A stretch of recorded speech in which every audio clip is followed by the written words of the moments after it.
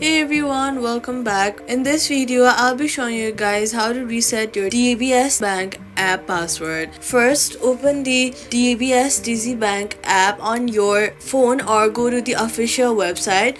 Then on the login screen, tap on the forgot user ID or password or pin.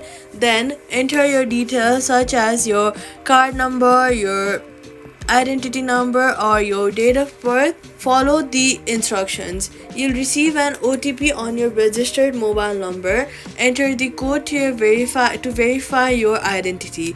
After verification, create a new password and make sure it is strong and secure.